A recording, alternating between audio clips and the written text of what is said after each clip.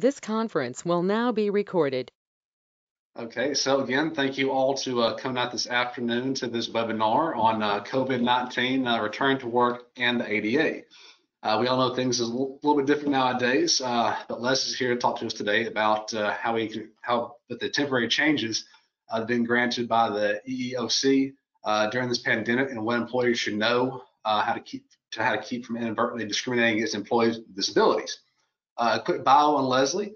Leslie Dawson is the state administrator of the Business Relations Program for the Alabama Department of Rehab Services.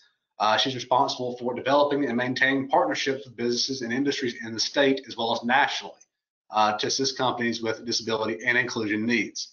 Leslie began working for ADRS in 1997 as the vocational rehab counselor and has since worked her way up to her current position as the state administrator. So we're so lucky to have Leslie here today with us. Leslie, thank you for taking your time on this Thursday afternoon to be here and do this presentation.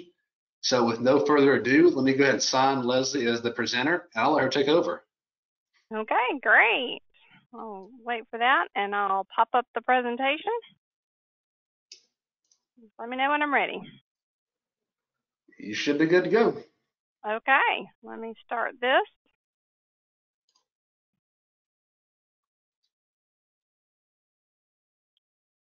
Okay, can you see me okay?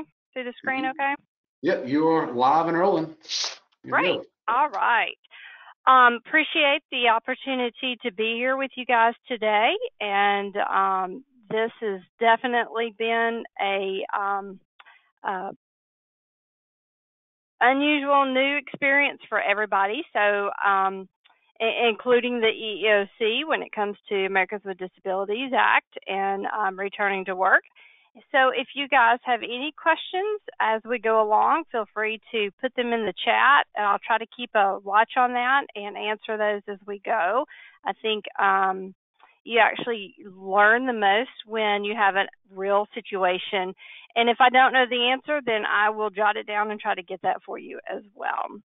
All right, let's see if we can get this going here. There we go. So I do work for the Alabama Department of Rehabilitation Services for the Vocational Rehabilitation Division, and I am over the Business Relations Program. Our title for that program is ReadyNet. It stands for Resources for Employment and Disability Information Network.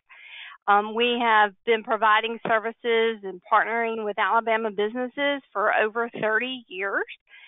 Some of the services that we provide is recruitment of workers with disabilities, return to work or stay at work services for current employees who have disabilities, reasonable accommodations. We offer no-cost training to businesses, which is what you're getting today.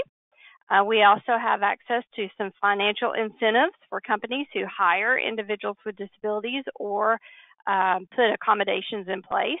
And then we also provide technical assistance for the Americans with Disabilities Act and other legislation. So again, glad to help in any of these areas, and we will go ahead and get started with today's training. So I wanted to give an overview of what we're going to talk about today. The first thing we're going to look at is who is covered under the ADA, and then we're going to specifically look at a few things that the EEOC, which is the Equal Employment Opportunity Commission, so we're going to look at a few things that the EEOC has kind of highlighted when it comes to changes, temporary changes with the Americans with Disabilities Act. Those are going to fall up underneath mainly your medical inquiries and examinations and returning to work and accommodations. So before I get started, I'd like to ask just a brief poll. If you guys don't mind, you can answer in the chat area and just kind of tell me what your current knowledge is about the ADA. And when I say knowledge, I guess maybe I'm meaning more as far as you may know that the ADA is a non-discrimination act, but what is your experience with it? So how well are you versed in the ADA? So if you can give me a scale of maybe 1 to 5, with 5 being extremely versed, 1 being, yeah, I know the title, but that's about it, I would appreciate that. That lets me know whether I'm, telling you guys stuff you already know, or sharing some new information with you. So if you don't mind putting that maybe in the chat box real quick, just put numbers 1 through 5. 5 meaning I know it like the back of my hand. 1 meaning I only really just know the title.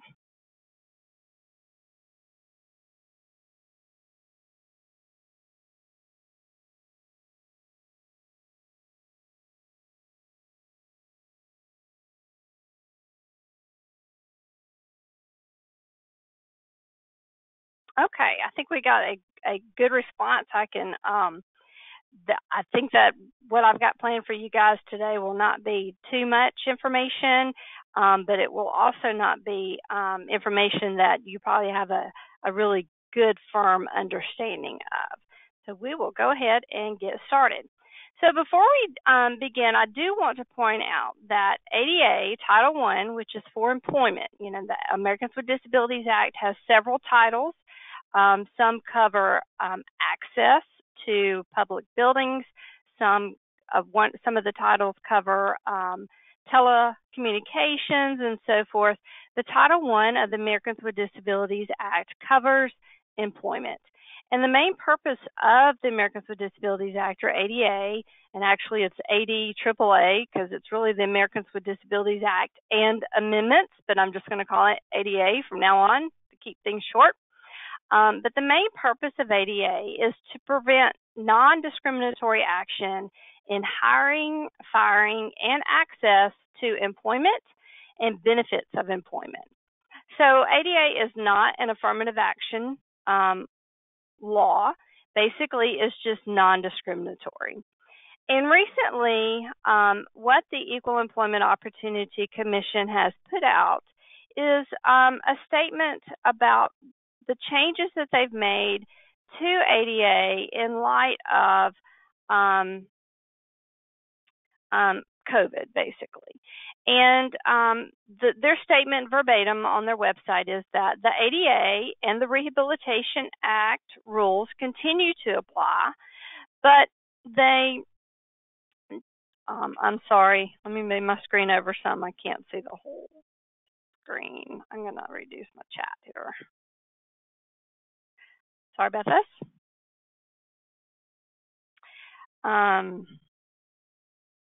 Matt, you may have to help me out here if I get not do this right. There we go. Okay. So, but they do not interfere with or prevent employers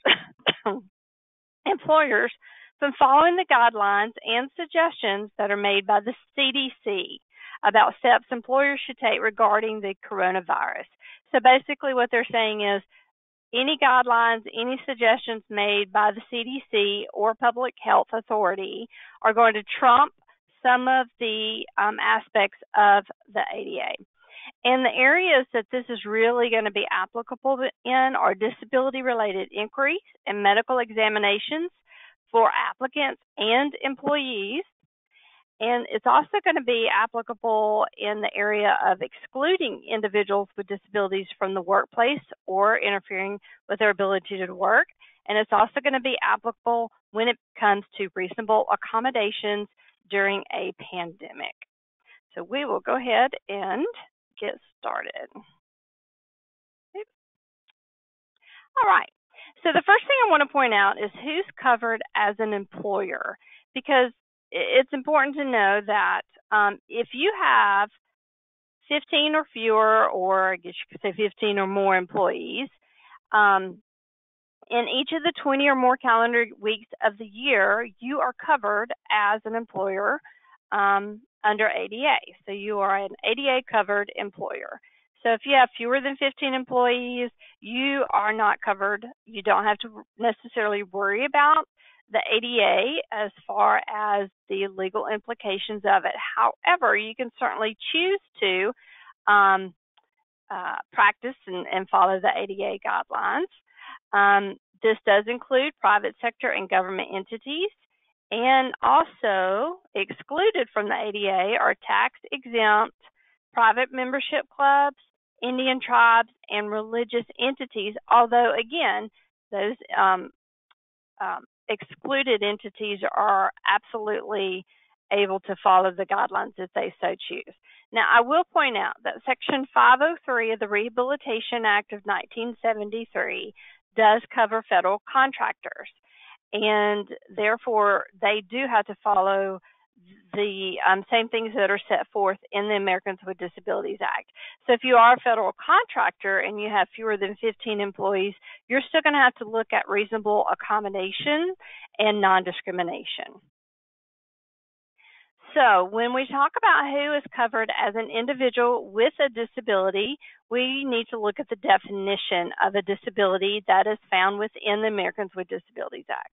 Now, you will find the definition of disability will vary according to different entities. And what I mean by that is like Social Security Administration's definition of a disability is completely different than the ADA's definition of a disability. Vocational Rehabilitation Services, when we make somebody eligible for our services and say, yes, they are an individual with a disability, we have different criteria that we use. Some of it does include ADA criteria, but we have some additional criteria that somebody has to meet in order to receive services from vocational rehabilitation. So when you hear the definition of a disability under ADA, it's going to be specific to ADA, but it also applies to federal contractors who fall up underneath Section 503 of the Rehabilitation Act. And of course, as you all know, those of you who are federal contractors, there are lots of new rules, I guess you could say, that go along with Section 503. And anytime you want any training or update or information on that, just holler and give us a call as well. So let's go on with the definition of a disability, individual with a disability. So what we're looking at under ADA is that does the person have a physical or mental impairment that substantially limits one or more major life activities? Now, I have a note on here, and I will do this throughout this presentation. I'll highlight certain things because we're going to come back to them, and I'm also going to highlight where there will be COVID-19 implications. So I want to throw out one implication here at this point in time. Some people have asked if an individual ends up being diagnosed with COVID-19, does that automatically make them an individual with a disability under the Americans with Disabilities Act? And the answer to that is no. The person would become eligible under ADA if they meet the definition that we're going to go into a little bit more detail about. But just because somebody has COVID or has been diagnosed with it, it does not mean that they're going to be eligible for reasonable accommodations or non-discrimination protection under the ADA. And we'll talk about that in a little bit more detail as we go along. So the first thing, again, is physical or mental impairment that substantially limits one or more major life activities.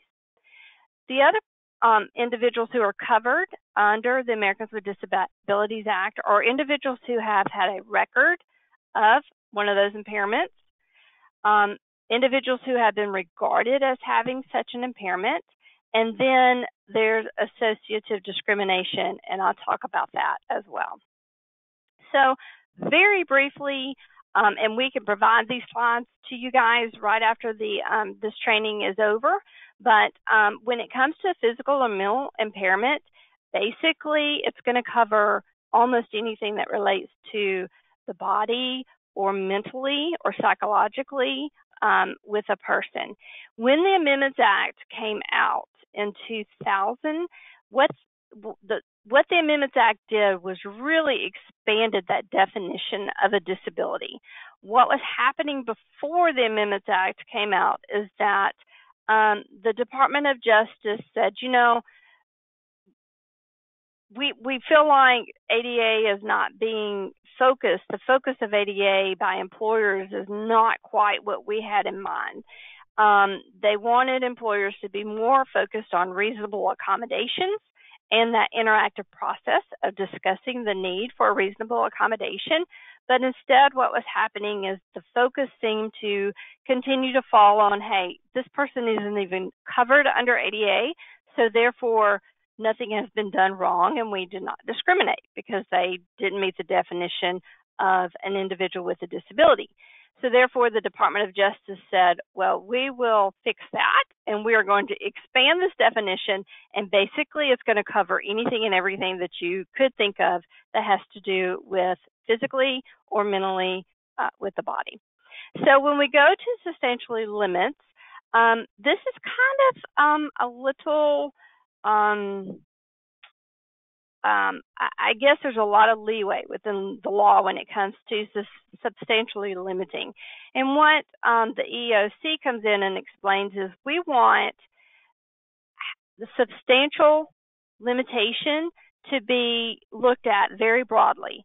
We're not going to really give you a definition of how something is substantially limiting because it's really going to depend on that particular individual. And again, through the Amendments Act, they really said, hey, don't get caught up on substantially limiting.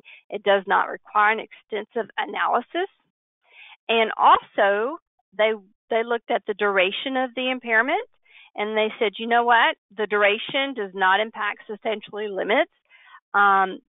They went in specifically and said, if somebody has an impairment for 6 months or less, it can still be substantially limiting because if that impairment or that disability is episodic and maybe it goes into remission and then it comes back out depending on stress or the environment that the person is in.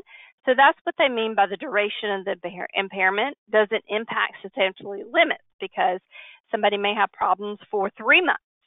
And then they may not have any problems again for another 9 months, and then they may have problems again. So basically, they're just saying, don't get caught up on that. Now, when we talk about COVID-19 implications for substantially limiting, again, you want to look at, did the person that actually has COVID-19, are they returning to work with possible long-term permanent disabilities? Maybe it really did affect their lungs, and now they have a brand new lung disease. So you have to look at, did complications from COVID actually cause that person to have a new disability or not? Again, they just do not necessarily qualify for ADA if they've had COVID before.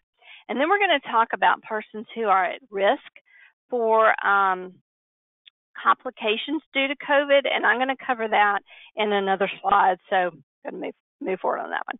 So again, on one or more major life functions, one of the main things that was changed under the Amendments Act is that they put in bodily functions. So whereas before a major life function was like something that you could see, hear, eating, sleeping, walking, doing that sort of thing. And then they added functions of the immune system, your sense organs and skins, normal cell growth. Y'all can read that on the slide, but you can see that they really expanded it. And they also added working as a major life function. So working was not actually specifically stated in just the ADA, but when the Amendments Act came out, they really focused on working, and they said, hey, working is a major life activity. One thing that is important to note that an individual would not be covered under ADA if they are currently using illegal drugs or using drugs illegally.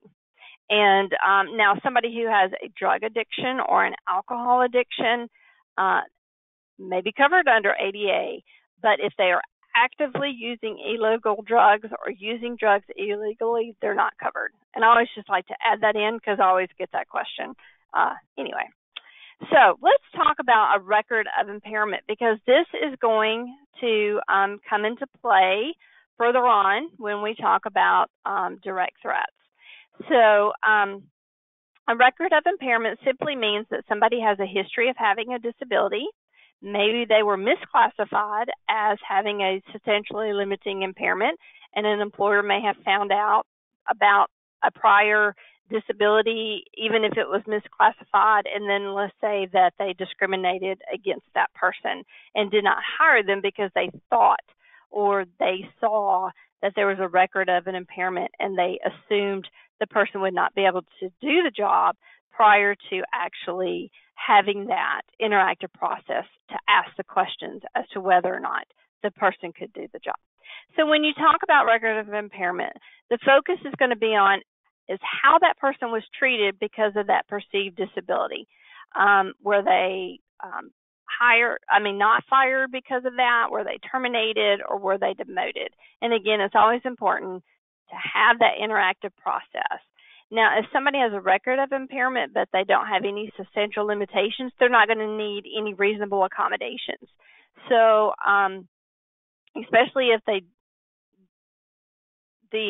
diagnosis was incorrect in the past, they're not going to need a reasonable accommodation, and they can't come back and say, hey, this employer didn't accommodate me. They thought I had this disability, so they should have accommodated me. Well, that's not going to be anything that's going to really come back on the employer because the person actually didn't have the disability. So again, a record of impairment does not include impairments with a duration of 6 months or less. Now, unless it's episodic in nature.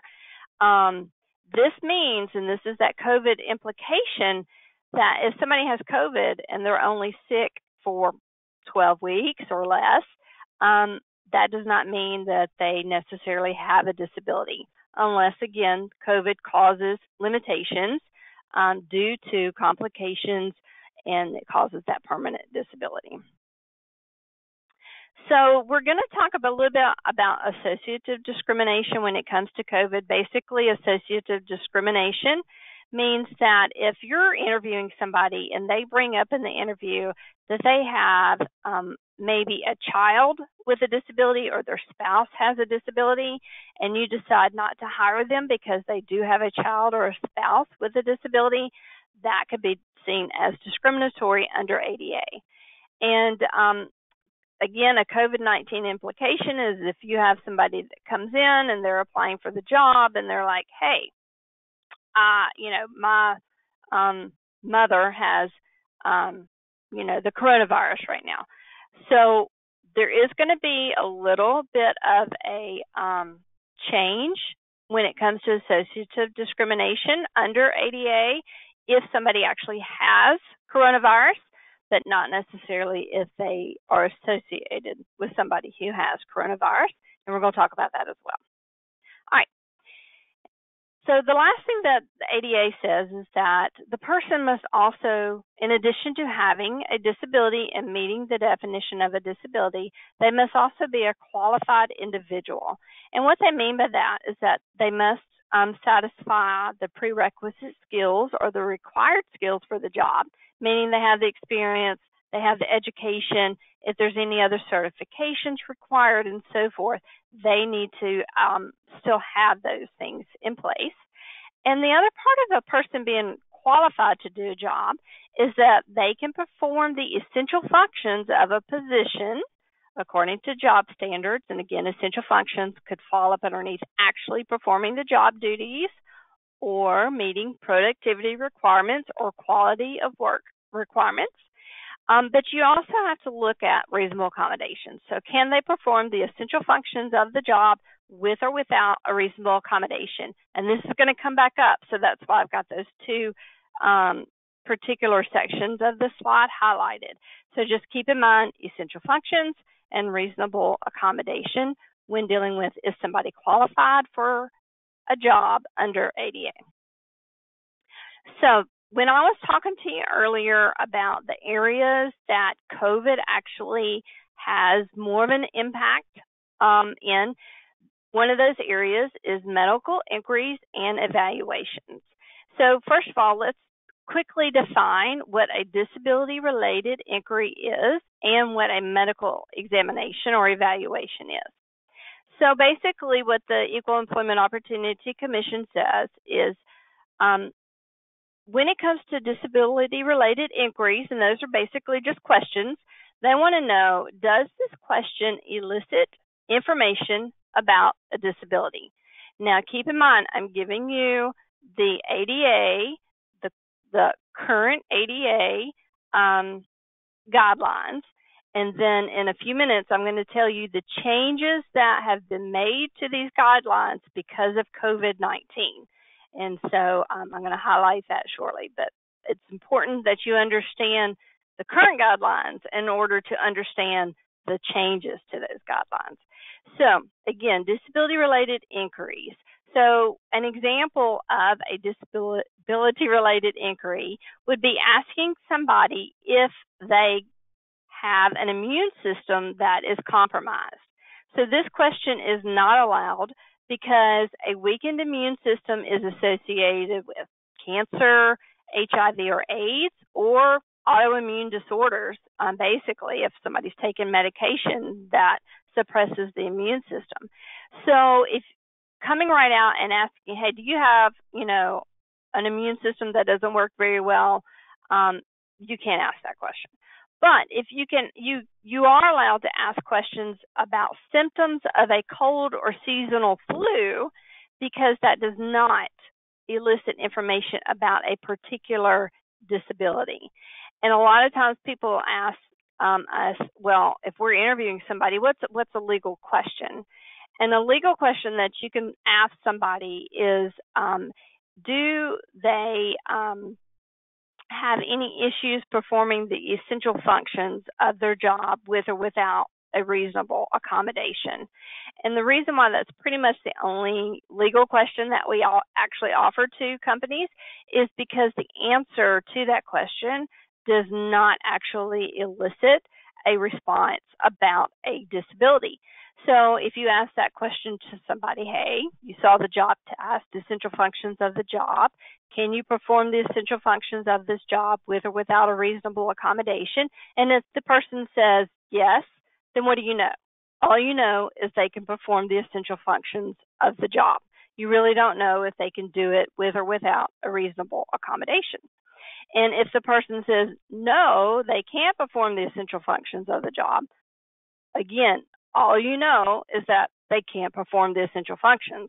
It's not that because they have a disability or anything. And again, when you're at that first interview stage, you want to keep those questions very strictly related to the essential functions and the job performance ability with or without accommodations. And you want to keep any disability-related inquiries to a very minimum, except during COVID-19, and we'll go into that. The other thing is the medical examination. So those are any procedures or tests that looks for information about an individual's physical or mental impairments or health as it relates to them performing their job duties. And a lot of employers have said, well, we give this particular kind of a test, and we deem that it's a medical examination. So the EEOC has come out and said, hey, you know what? This is how we're going to determine if the test is a medical examination. They're going to look at, does it involve medical equipment? Is it invasive? Is it designed to reveal a physical or mental impairment? And is it given or interpreted by a medical professional? And we'll talk about this as it relates to COVID. So when it comes to medical inquiries and evaluations, here's what the ADA says. As we said earlier, ADA prohibits employers from making disability-related inquiries and requiring medical examinations before a conditional offer of employment is made. So that would be during the initial interview and also on the application. So you cannot make any disability-related inquiries during the interview or on the application. The only question that's legal to be asked during the application or during the interview or on the application is, can you perform the essential functions of this job with or without a reasonable accommodation? Under ADA, it does permit employers to make disability-related inquiries and conduct medical examinations after a conditional job offer has been made and before the person goes to work, if this is done for all employees that are entering in the same job category. So if you do for one, you do for all. And so it is allowed during the conditional job offer. However, if something comes up during those medical evaluations or any disability-related inquiries, the employer is obligated to discuss the need for a reasonable accommodation in order for the person to perform the job duties, the essential functions. So another time that the ADA prohibits certain medical inquiries or evaluations is during employment, unless it is job-related and consistent with a business necessity, and it's also based on objective evidence that an employee cannot perform, and here's that word again, essential functions of the job, or that the employee poses a direct threat. And really, direct threat should be highlighted because we're going to talk about that as it relates to COVID-19. So let's talk about changes that are made for medical inquiries and evaluations due to COVID. So the questions we get is, can I take an employee's temperature? And what is the implication as far as it relates back to ADA? Well, sometimes the temperature is looked at, taking the temperature is going to be looked at as a medical examination. And remember all of the things we just talked about when you can or you cannot do a medical examination. So it has to be related to the person's job performance or it poses a direct threat. And also, if they're coming in and they're interviewing, you're not supposed to do any medical examinations during an interview. So what does ADA say? ADA says it is allowed. And the reason being is because the CDC has issued precautions relating to COVID, and they issued those in March 2020. But they also stress not to forget confidentiality requirements. So if somebody does have a fever, if you do discover additional information that we're going to discuss in just a little bit, it's very important that if you're going to keep this information, you keep it in a medical file completely separate from any other employee files. So it has to be a medical file completely separate from the employee's file as far as job performance, application, those sorts of things. So another question that has been asked is, can we ask questions about an employee's symptoms who report that they feel bad at work or who call in sick?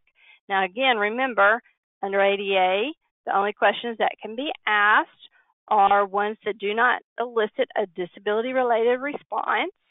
And so this is going to fall up underneath medical inquiry. And in this situation, those sorts of questions, asking employees about their symptoms who have reported feeling ill or who call in sick, it is allowed. So the CDC says, yes, you can ask questions to determine if someone has or may have COVID-19. And then another question is, well, can I send an employee home if they exhibit COVID-19 symptoms? And again, the implication under ADA for this is, are you denying them access to employment? Are you denying their ability to do their job? So that's the question that comes into play. And in this situation, the ADA or the EEOC says, yes, you are allowed to send an employee home if they exhibit COVID-19 symptoms. And this could be any employee. It doesn't have to be just an employee with a disability. It can be any of them. So they state that, yes, if an employee becomes ill with symptoms during a pandemic, they should leave the workplace. This is not going to be considered a disability-related action, and therefore it is allowed under ADA. The other reason why it's allowed under ADA is because it could pose a direct threat within the workplace. So we've had some questions about, can you ask employees who do not have symptoms to disclose a medical condition that makes them, excuse me for the error there, vulnerable to COVID-19? The ADA implication in this one is, again, the medical inquiry. Can you ask those types of medical questions? And in this situation, the EEOC says no, you are not allowed. If there are no symptoms present, you may not ask any disability-related inquiries or require any medical examinations of the employee, except, again, you can check temperature. Now, if the employee voluntarily discloses that he or she has a specific medical condition or disability that puts them at risk for COVID-19 complications, then the employer can ask, what kind of assistance does that person think that they need? For example, do they need teleworking? Do they need to leave to go see their doctor? You can then start asking, well, what can I help you with? If they voluntarily disclose that they already have a disability. It's very important, and the EEO stresses that you do not assume that every person with a disability has an increased risk for complications due to COVID. They say that it's very important to follow the CDC's guidance of the type of medical situations that have a higher risk of complications due to COVID.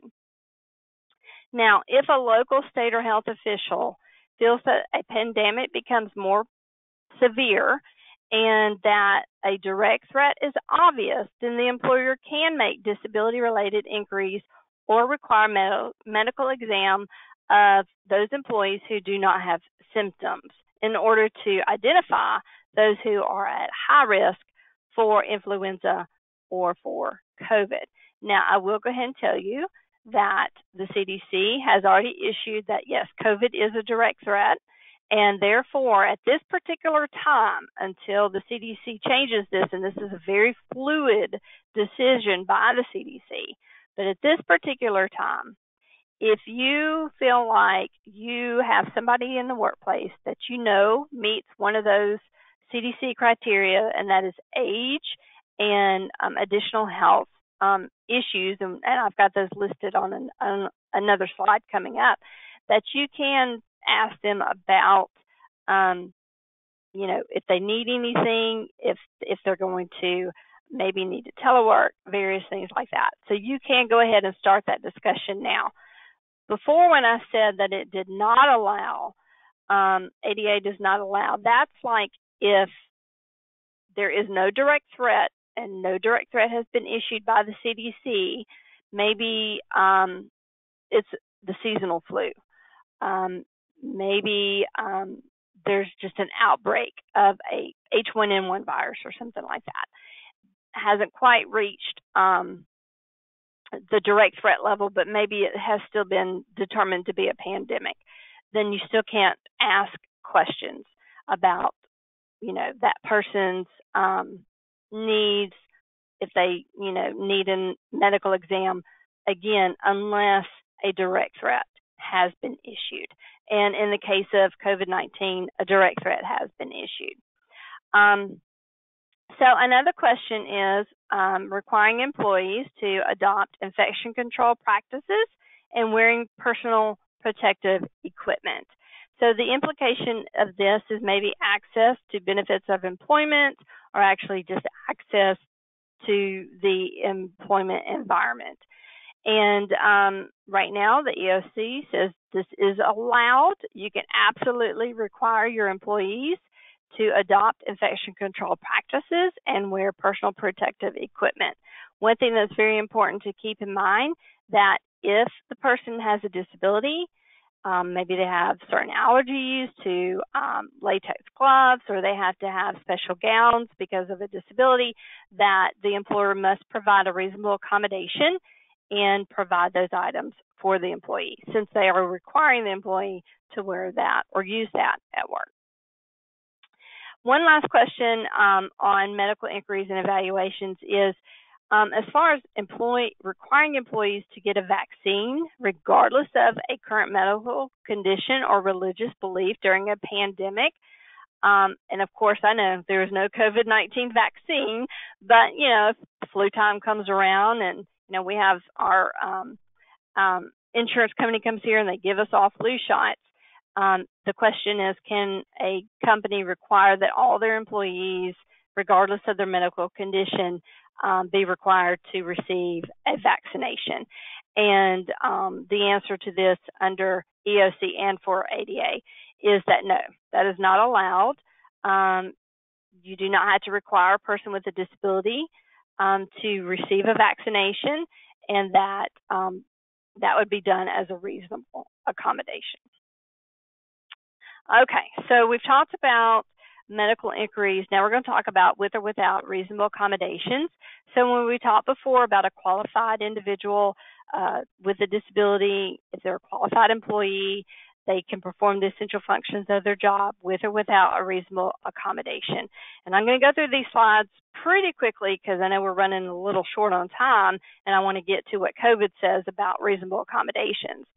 So what is a reasonable accommodation? Basically, it's a modification or adjustment to a job, to the work environment, or to the way that things are usually done that enables a qualified individual with a disability to enjoy an equal employment opportunity. So you're going to focus on what has to be done instead of how it has to be done. So when it comes to COVID and reasonable accommodations, one of the questions that's been asked is, does an employer have to consider accommodations for employees who are at higher risk for developing complications from COVID-19? And that is a very big question, and we've actually had this question come to us from several of our consumers. And so this is what JAN, the Job Accommodation Network, which is operated by the Department of Labor, this is their response. So who are those individuals or those employees that are at high risk according to the CDC? Those are older adults, 65 years or older, someone who has a serious chronic medical condition such as heart disease, diabetes, lung disease or asthma, a weakened immune system, kidney disease, cirrhosis of the liver, so whatever a doctor may consider to be a chronic medical condition. And the implication as far as under ADA, what is implied here is reasonable accommodations in performing the essential job functions. So the EOC and JAN have come out and said that yes, employers must consider, request, and engage in the interactive process, so you need to start those conversations, to provide a reasonable accommodation barring undue hardship. And we'll talk about undue hardship in just a minute.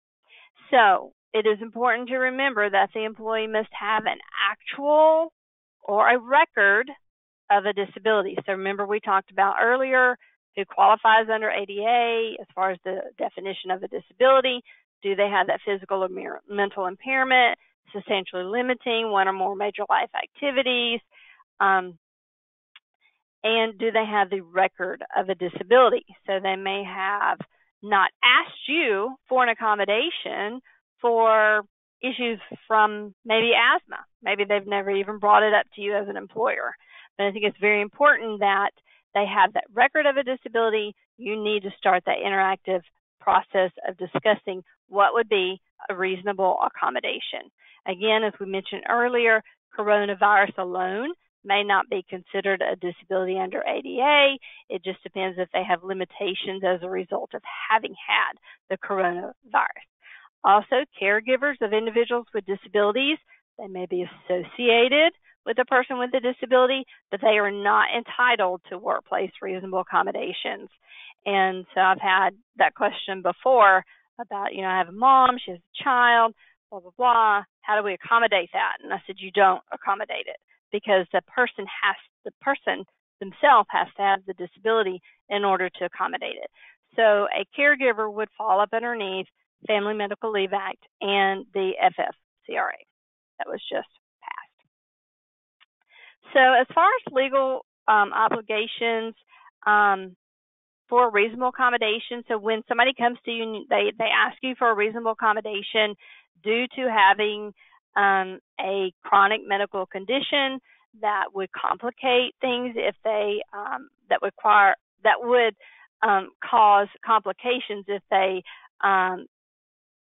acquired COVID, then you want to look at some of the legal obligations as it falls up underneath with reasonable accommodations, such as it must be provided unless it can be shown to cause an undue hardship. It applies to all aspects of employment. So we're talking about policies, leave policies, we're talking about actual job performance, and time and attendance and things like that. And employment, of course, cannot be denied because of the need of an accommodation. If the person's not otherwise qualified, like maybe they're applying for a job and they're asking for an accommodation, they're not otherwise qualified, they don't, then you do not have to provide a reasonable accommodation because they're not qualified to do the job. Maybe they don't have the education that's required of the job. And generally, it is the obligation of the individual to request the accommodation. So I'm going to just kind of I think I'm just going to skip through this slide because basically it says when can an employee request an accommodation, and that's going to be when they feel like they need one. So if they're coming to you asking for an accommodation because they have a chronic medical condition and they're concerned about complications, you're going to want to check to make sure that they have that medical condition. But you don't need to get caught up on how or when they asked for the accommodation. They're just going to come out and ask you for maybe additional time off from work, or they're going to ask for a change of some job duties and so forth. And so when you're talking about the interactive process, as far as what do you do after the request for the accommodation has been made, you definitely want to discuss at that point in time what is needed, why it's needed. You can, at this point, discuss the nature of the disability as it affects functional limitations and in relation to COVID and complications from getting COVID, because CDC has opened the door for that kind of discussion. And then, of course, what do you do after the request? You start looking at what kind of accommodations could be put into place. And then when it comes to selection of a reasonable accommodation, the employer chooses. It's up to the employer, but the choice must be effective. Now, you don't have to show undue hardship to provide a less expensive accommodation, but you would have to show undue hardship if you denied the accommodation for the due to complications from COVID. If you said no, we can't give you, we can't let you telework, it's an undue burden, then you are going to be responsible for showing why that is an undue burden if it's ever questioned by the employee. Now, what are some unreasonable modifications or accommodations? And this stands true during COVID. You do not have to eliminate the essential functions of the job. You can still require that the essential functions be performed, but you would need to look at, are there accommodations that can enable the person to perform those essential functions? Now, you can certainly eliminate them temporarily while the COVID pandemic is still going, and then you can remove that the ability to eliminate that essential function. You can remove that as soon as the pandemic is lifted. So if you do it temporarily during COVID, that's fine. It does not mean you have to continue to do that after COVID. Same thing for teleworking. So at any point in time, you can pull back an accommodation for teleworking. And even if they requested to telework before COVID and now COVID hit and they requested it again, you can allow a person to telework if they can still perform the essential functions of the job, because teleworking is the accommodation. You can allow them to telework. But at any point in time, you can pull that accommodation away again, and that is perfectly fine. You also do not have to lower productivity standards as an accommodation. You can if you want to, but you don't have to. And you do not have to accommodate for personal use items. So those are wheelchairs, scooters, maybe glasses, various things like that. So when we come to types of reasonable accommodation, probably some of the types that you're going to be asked about is leave. And my first recommendation is to follow the Family First rules within that act. But if the person is not eligible, or once they have exhausted all of that leave, I highly recommend that you do not say, nope, sorry, not available. I recommend that you participate in the discussion about what is a reasonable accommodation, and does that provide an undue hardship for you and your company. And again, if there's specifics that happen, we're glad to talk through that with you in those specific questions. And when I shrunk my screen, I can't see if there's any chat, so I'll check that in a minute. When it comes to leave as a reasonable accommodation, you are not required to provide paid leave beyond that for a similarly situated individual. So if your thing is we don't pay paid leave past 3 weeks, then you don't have to provide paid leave for an individual who has requested leave as a reasonable accommodation. And you can require that the employee exhaust their accrued leave before using unpaid leave. And you, again, would want to follow your Family First guidelines.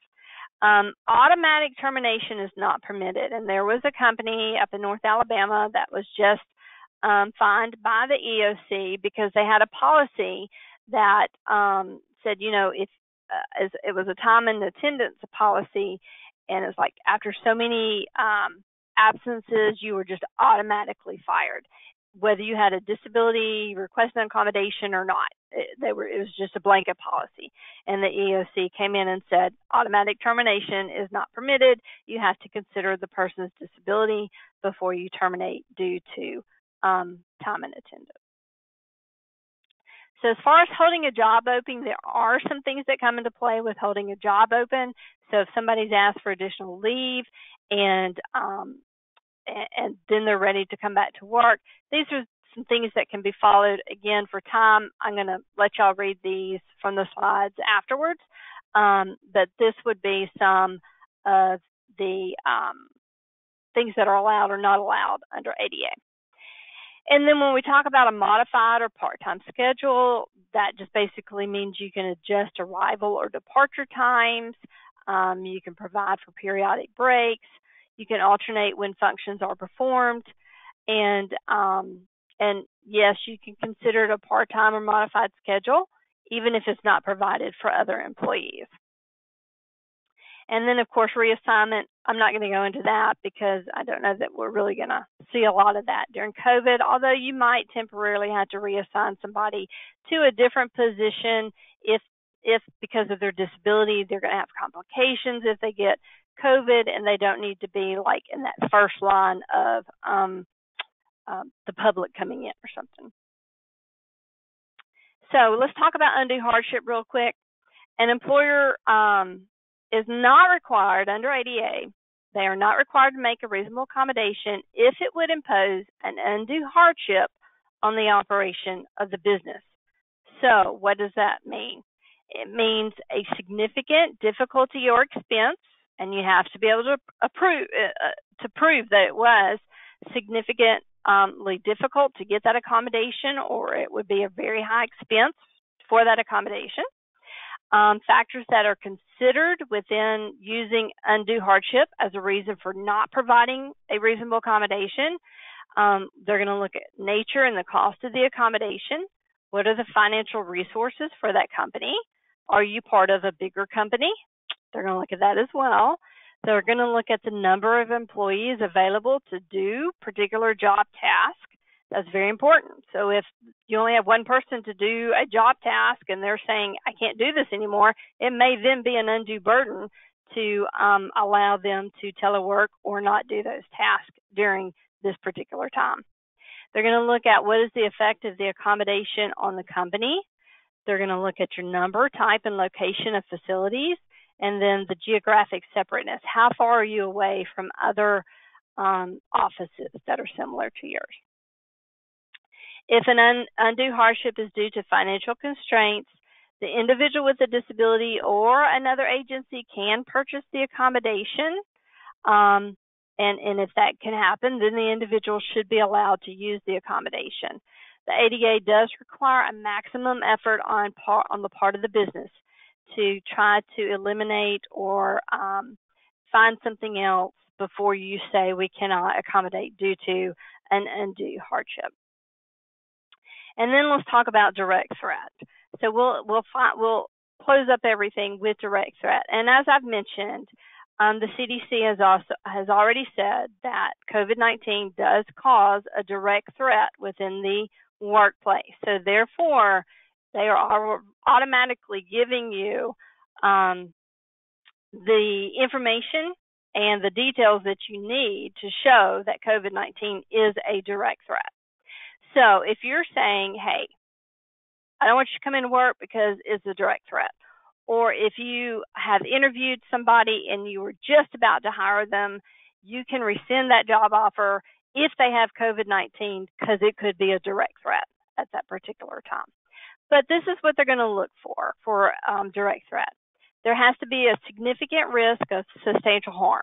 And the CDC has already said yes, COVID-19 is a significant risk of substantial harm. That specific risk must be identified, and the CDC has already identified that. Death is a risk as well. It must be current, must be actively going on. And any assessment must be based on objective medical or other factual evidence. And so that objective medical or other factual evidence has already been provided by the CDC. Now, this is important to note. If a genuine significant risk of substantial harm does exist, the employer must consider whether that risk can be eliminated or reduced below the level of a direct threat by use of reasonable accommodations. And again, we go back to, could you take away a job task, an essential function of the job temporarily? Could you provide more protective equipment for the individual? So can you remove the direct threat or reduce that direct threat? Reduce that person's exposure to COVID-19? If you can, then they're going to want you to try to do that before you say, nope, it's a direct threat, we're going to send you home, or, direct threat, we're not going to hire you, that sort of thing. So again, as I just said, the assessment has already been made by the CDC and or public health authorities that COVID-19 does pose a direct threat in the workplace. They've already provided the objective evidence needed for disability-related inquiries or medical examinations. Now, the reason why reasonable accommodations is not in here is because you can then, look at reasonable accommodations based on, can you provide that? Is it an undue burden, or does it cause a direct threat? So based on the guidance of the CDC and public health authorities, COVID-19 meets all of those things. And they will revise their assessment as time goes on. So I encourage you to keep a look on the CDC's website and also on the Equal Employment Opportunity Commission's website, because as the pandemic hopefully, fingers crossed, fades, then a lot of these things will be taken back off of the ADA, and then you will go back to, can we make medical inquiries? Not at certain times. And so forth. So it's good to keep up with when this direct threat has been lifted and when ADA will come back into full force. And I do believe that that is it. So I am going to try to expand this. We didn't have any chat questions, so that was good. And I guess I'll turn it right back over to you, Will.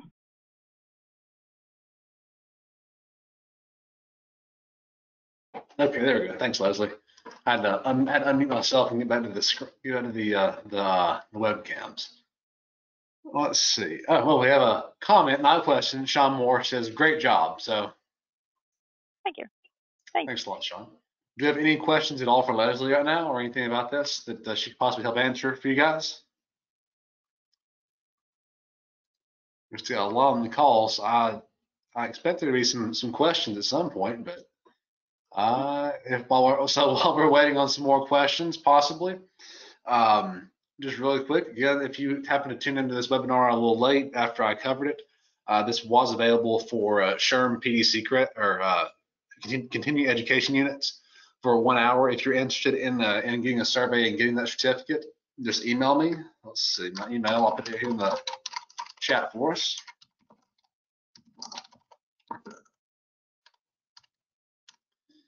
If you need that, there's my email address. And again, we've been recording this entire time, and you can find the recording. Let's see. Lynn Curry, thank you. Lynn says, thank you, Leslie, for this information. This is helpful for our staff at Darden Rehab Foundation. Welcome. And if anybody has, follow-up questions or want to talk, my email address, I will type it into the chat as well, and you can have that.